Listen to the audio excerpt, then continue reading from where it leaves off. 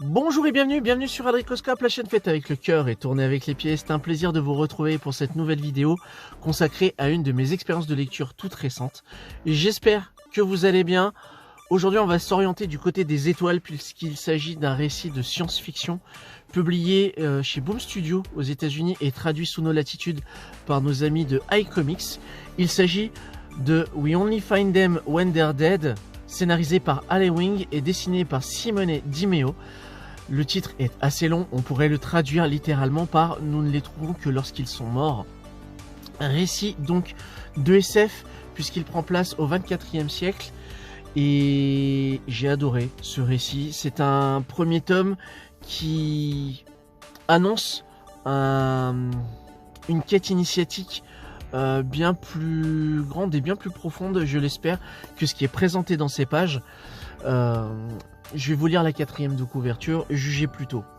Les dieux sont toujours magnifiques et les dieux sont toujours morts. 2367 aux confins de la galaxie. L'humanité a épuisé toutes ses ressources et doit sa survie à l'exploitation de corps gigantesques des dieux morts flottant dans l'espace. Le Vihan 2 est l'un des nombreux vaisseaux nécropsiques qui arpentent le cosmos dans l'espoir de trouver ces divinités providentielles. Mais George Malik, son capitaine, nourrit une obsession. Pourquoi les dieux ne se révèlent-ils que lorsqu'ils sont morts? Pour tenter de s'émanciper d'un système à bout de souffle et gangréné par les inégalités, tout l'équipage s'embarque alors dans un périple sous haute tension à la recherche d'un dieu vivant. Ale Wing, Immortal Hulk et Simone Di Meo, Tortue Ninja et Power Rangers, livrent un space opéra grandiose d'une beauté à couper le souffle. Un premier tome accrocheur et unique en son genre, tout à la fois politique et mystique. Alors, déjà la 4e de couverture, malheureusement, spoil un petit peu certaines notions qui pourraient diminuer l'effet de surprise de certaines pages. Alors, comme vous l'avez compris, Ale Wing, donc scénariste de Immortal Hulk. Immortal Hulk étant un run chez Marvel que j'ai pris grand plaisir à découvrir sous la plume de ce scénariste. Donc un récit de frics, de monstres, plus que de super-héros. Là, il nous livre un récit de SF qui pourrait être bourré de clichés, de stéréotypes, de ficelles ultra usées jusqu'à la moelle, enfin, utilisez toutes les métaphores que vous voulez. Là, encore une fois, la surprise va résider dans effectivement l'écriture et la créativité générée par tous les protagonistes de cette histoire. George Malik est le capitaine effectivement du vaisseau, mais il n'y a pas que lui, il y a son équipage et il y a aussi d'autres protagonistes qui vont graviter autour de ce personnage. Et surtout, et c'est la grande force de ce récit, il n'y a pas qu'une seule temporalité dans cette histoire. On va suivre différentes chronologies qui vont apporter tour à tour chacun des éléments, des petites clés qui vont nous permettre de comprendre la grande trame, la tragédie cosmique, j'ai envie de dire, qui nous est présentée dans ce comics. Visuellement, je ne connaissais absolument pas Simone Di Meo avant ce comics, enfin avant ce comic book, et je dois dire que je lui ai trouvé un petit cousinage artistique avec un autre dessinateur que j'apprécie énormément, à savoir Dan Mora. Jugez plutôt.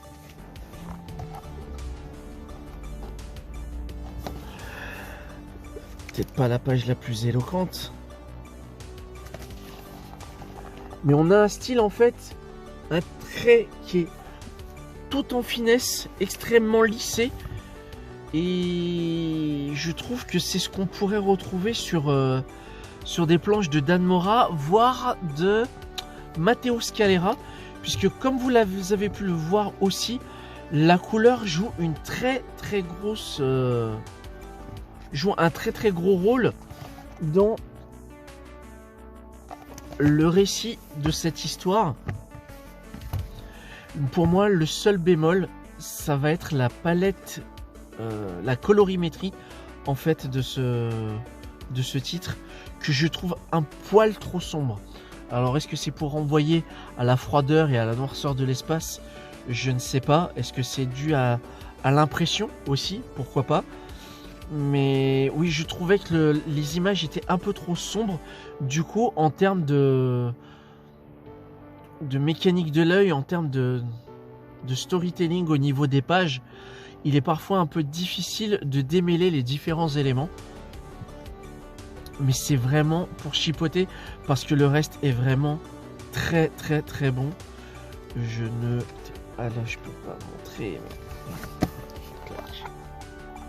Regardez-moi ça, si c'est pas magnifique. C'est pour moi une très bonne et très agréable surprise. Je m'aperçois en fait que dans mes goûts et dans mes expériences de lecture, je me tourne de plus en plus vers de l'indé et je me régale en fait. iComics a frappé juste avec ce titre et j'ai vraiment très très très envie de découvrir la suite des aventures du Vihan 2 et de son équipage. L'autre petit bémol que je pourrais donner à ce récit, c'est qu'il y a un petit ventre creux aux 2/3 de ce tome. Voilà, ça peine un petit peu à raccrocher les wagons parce que il y a quand même énormément d'informations qui se donnaient un peu plus en amont, qu'il faut laisser un petit peu le temps au lecteur d'emboîter tout ça, de se faire à ces différentes idées là. Mais après ça redémarre derrière très vite et la dernière planche laisse un lecteur extrêmement frustré et extrêmement désireux de lire la suite. Donc vous vous imaginez bien qu'il s'agit d'un cliffhanger de toute beauté et de haute volée. En tous les cas, c'est mon ressenti encore une fois. Donc ma suggestion de lecture du jour, c'est We Only Find Them When They're Dead, publié chez iComics. Le premier tome est sorti il y a quelques mois et vous le trouvez en neuf pour 17,90 €. Voilà. Je crois savoir que nous amorçons, au moment où je publierai cette vidéo, on sera sur les fêtes de fin d'année, donc ce sera peut-être la dernière vidéo de l'année 2021. Je ne sais pas encore si j'aurai le temps d'en tourner d'autres.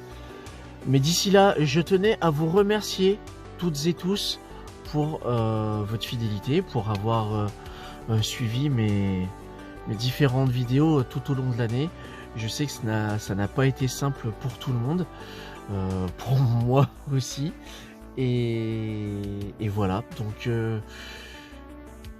merci, tout simplement. Je me retrouve un peu connement à essayer de trouver une jolie manière de conclure cette vidéo, mais comme vous le savez, rien n'est scripté. C'est réalisé en one shot, sans filet, sans montage, puisque j'ai essayé l'exercice du montage et c'est quelque chose de très qui demande beaucoup plus de temps que je ne peux en avoir, à l'exception du petit fond sonore si vous tendez l'oreille. Ça, à chaque fois, j'essaye d'habiller un petit peu plus ce truc là du côté sonore. Je tenais à remercier certains vidéastes slash youtubeurs slash passionnés de comics. Je tenais à remercier Max Faraday encore une fois, qui je le sais a eu des petites difficultés techniques de jeune papa. Je suis ravi de savoir que ce cher Waldo se porte bien. Je crois être le seul à appeler son fils comme ça, mais je suis heureux pour lui. Merci encore Max pour cette année, pour ces Fantastic Friday qui nous ont permis, voilà, d'échanger sur notre passion commune, et ça c'était un vrai plaisir. Je tenais aussi à remercier les rubriques de G, que ce soit par ses lives, que ce soit par ses podcasts, ou que ce soit par ses reviews, notamment sur les intégrales. Je trouve ça toujours extrêmement plaisant à écouter, à regarder, et de voir que voilà, le lecteur de comics peut être quelqu'un très passionné, mais aussi à la fois qui peut être à la fois capable de prendre du recul sur une industrie qui est un petit peu à bout de souffle, qui peine un petit peu. J'ai cru comprendre que voilà, les derniers chiffres du marché du livre n'étaient pas très positifs en ce qui concerne les comic books, et ça va pas aller en s'arrangeant. Je sais que moi, pour ma part, je me tourne de plus en plus vers la lecture numérique. Je suis beaucoup plus segmentant sur mes choix papier, sur mes choix physiques, principalement pour des questions de coût et aussi pour des questions de place. Et je vois que numériquement, je lis beaucoup plus. Je suis en train de faire une magnifique digression alors que j'étais dans les remerciements. Je tenais aussi à remercier ma perruche préférée, la cave du Mills. Mills, j'espère que tu regardes cette vidéo. Je tiens à te dire un très grand merci. C'est aussi par toi que je me suis redonné l'envie de lire du comics, non seulement indé, mais aussi du récit, que ce soit horrifique ou de SF. Je prends toujours un malin plaisir à regarder tes vidéos. Tu fais un travail de barjo, et ce grain de folie, franchement, j'en avais bien besoin, et je pense qu'on est beaucoup à partager cet avis. Et je sais que je te saoule et que je t'ai envoyé des messages, mais quand j'ai lu ce comics, j'ai pensé à toi qui avais lu le fameux Blade Runner 2049, 2019 pardon, qui a lu aussi le Descender de Jeff Lemire et de Dustin Nguyen.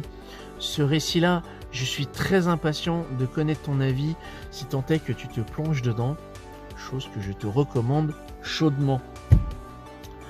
Je tenais également aussi à remercier Wayne Comics. Je ne sais pas s'il passera par ici, mais Wayne avait, dans une de ses dernières vidéos, fait part de sa frustration, de son gavage du comics vis-à-vis des Big Two. Et en regardant sa vidéo, je n'ai pas pu m'empêcher de me voir moi il y a une vingtaine d'années, où voilà, j'avais fait le tour des deux grosses maisons principales d'édition de comic book aux États-Unis, et je m'étais petit à petit tourné vers l'indé, vers d'autres types de récits, et de voir que ce cheminement-là, Wayne est en train de le vivre. Je me dis que effectivement, ça renvoie à une industrie qui peut-être est cyclique et qui peine vraiment à renouveler son genre. Je parle principalement de DC Comics et de Marvel, puisque je vois, moi, de mon côté, du côté de chez Marvel, je vais avoir plus facilement tendance à me plonger dans des récits dits secondaires, que ce soit par exemple du Daredevil. Alors Daredevil, c'est une exception, puisque le run de Zdarsky fonctionne visiblement très bien, mais il va arriver sur une fin. Il va y avoir une autre équipe artistique qui va arriver dessus. Donc moi, je vais avoir plus de facilité à lire une série type Hawkeye, par exemple, que je suis en train de lire via l'application Marvel Unlimited. Je parlais de mes lectures numériques. Je parle également de récits comme Moon Knight, comme Nova, comme Captain Marvel, des titres qui sont un petit peu plus en retrait, des gros titres qui sont un peu plus vendeurs et un peu plus populaires de la maison des idées, que ce soit Spider-Man, les X-Men, les Avengers, Iron Man et consorts. Je vais avoir plus de facilité à me rediriger plutôt vers ces seconds couteaux, pourrait-on dire. Voilà. Et je vais avoir beaucoup plus de facilité et de plaisir en tant que lecteur à découvrir ces récits-là, que de découvrir des récits où un certain bagage va être nécessaire. Et voilà, la vidéo de Wayne m'a conforté dans mon idée de véritablement me plonger dans des récits horrifiques, indépendants, de science-fiction aussi, pas mal. Là, je suis en train de lire Bleed Them Dry de... alors, j'ai bouffé le nom du scénariste, mais je sais que le dessinateur, c'est Dai Kruan, un dessinateur dont j'avais déjà parlé sur cette chaîne, puisqu'il avait officié sur la mini-série de Shang-Chi, Lutte fraternelle. C'est un dessinateur que je pense que je vais suivre d'assez près, puisque son style me parle énormément. Mais j'y reviendrai peut-être dans une future vidéo. Voilà, je pense que j'ai fait le tour. Le bilan 2021 était un peu en dents de scie. Je sais que ça n'a pas été facile pour tout le monde. Je sais aussi que le comics nous a quand même livré de belles créations. Et je vois qu'encore une fois, c'est surtout du côté du marché indépendant, de chez Image, de chez Bliss Comics, de chez iComics, de 404 Comics aussi, où j'ai véritablement pris plus de plaisir qu'en lisant du Marvel ou du DC Comics. Voilà. Pardon. Je pense que ce constat-là, pas mal d'entre vous l'ont peut-être déjà expérimenté, l'ont peut-être déjà vu aussi également sur YouTube par le prisme d'autres chaînes dédiées à cette passion commune pour le comic book. Et je suis désolé de ne pas créer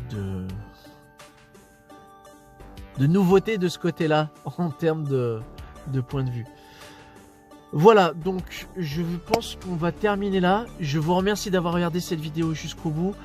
Si d'aventure vous avez lu We Only Find Them When They're Dead de Al Ewing et de Simone Di Meo, que vous l'ayez apprécié ou non, n'hésitez pas à m'en faire part dans les commentaires. Je rappelle que cet espace est aussi et surtout le vôtre. N'hésitez pas à me faire part de ce que vous avez apprécié ou non sur ce titre. Et puis d'ici là, j'ai envie de dire, prenez soin de vous. Passez d'excellentes fêtes de fin d'année. Profitez au maximum. Là, il fait froid. Hein, on va rester au chaud. Et puis, j'ai envie de vous dire, prenez soin de vous. Plein de funkitude. Et à bientôt pour une prochaine vidéo. Salut!